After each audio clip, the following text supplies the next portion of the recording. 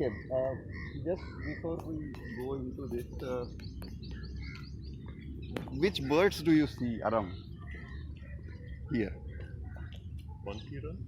Mainly crows, Crows. Crows? kites. Monkey run? Yes, yes.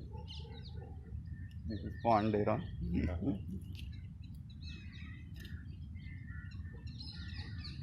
What else? Yeah.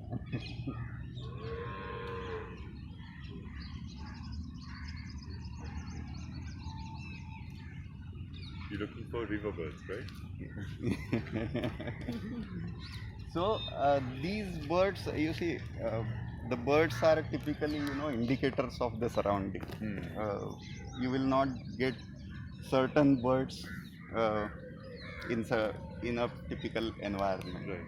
If we see today, it's crows, kites, Right. and these pond herons also even.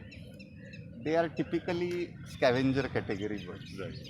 So obviously, uh, they reside where there is a lot of, you can say, organic garbage, organic waste, because they thrive on to this. So they are like, the cleaners of the environment. We should be thankful for them. They are doing the job what PMC is supposed to do, and helping them free of cost, obviously. But when the surrounding is clean, obviously the species of the birds found are different. And what I'll be showing you is not a very old story. It is just maybe around 4 or 5 decades back. There used to be some really good diversity of the birds. This is called pheasant-tailed jacana.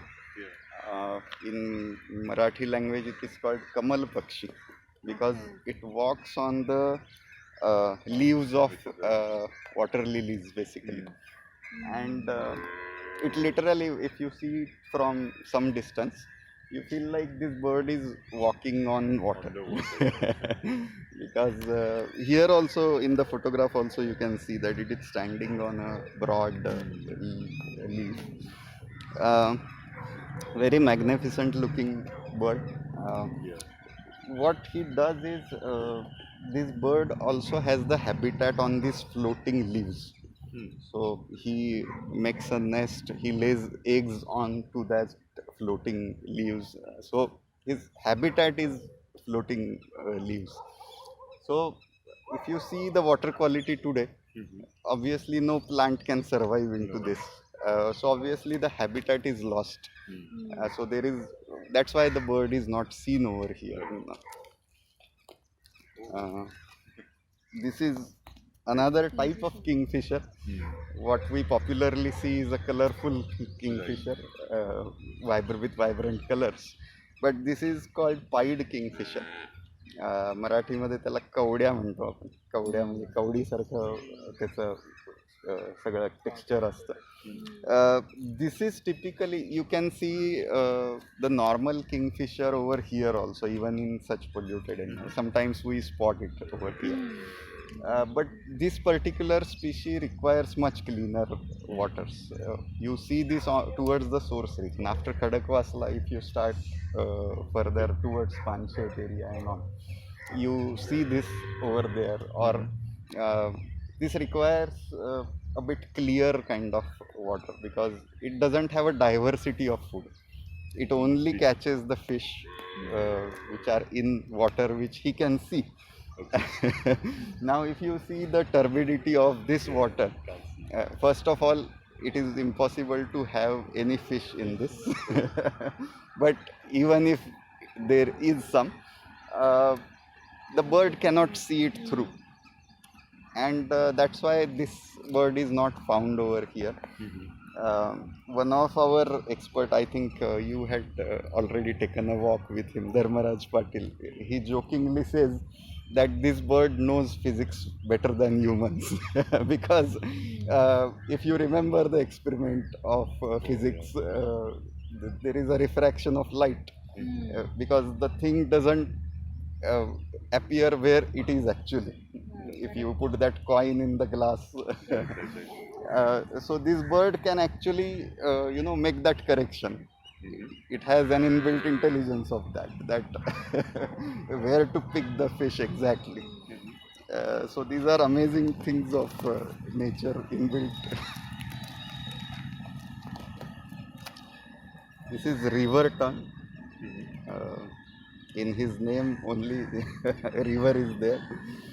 So you can see some flocks flying above uh, into this landscape, but generally uh, they also don't land up over here because they have a typical same kind of characteristic like the kingfisher. So they can hover at a place, they can spot the prey, and they dive into the waters and catch the prey. So obviously here you don't get anything and you don't see anything. This you can see in a small way. You can have a call.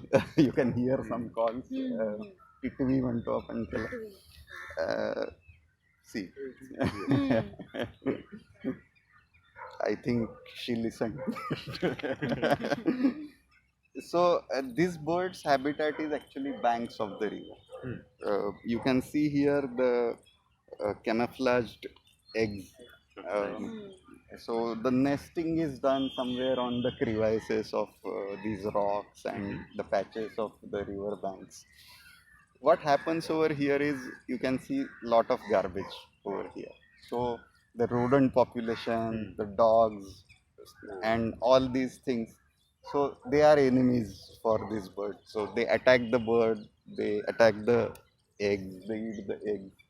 So the habitat is under threat, and that's why the population has reduced a lot. Though we can still find today some population, but it used to be quite in numbers.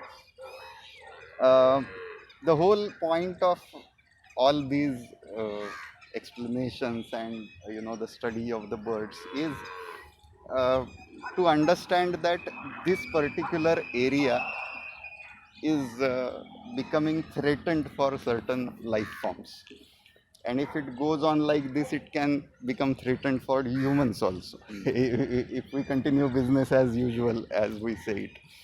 um, you might be knowing that Pune also has actually a bird sanctuary just after Bund Garden.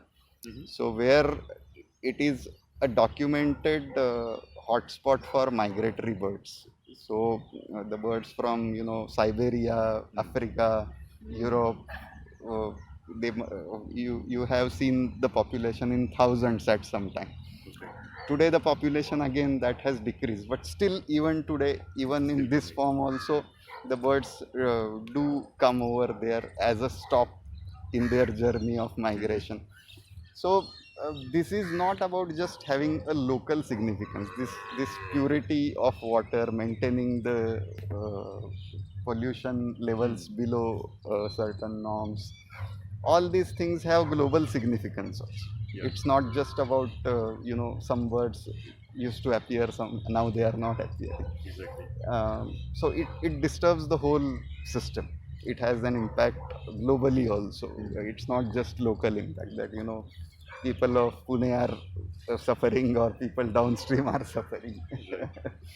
uh, so this is all about the biodiversity part of it.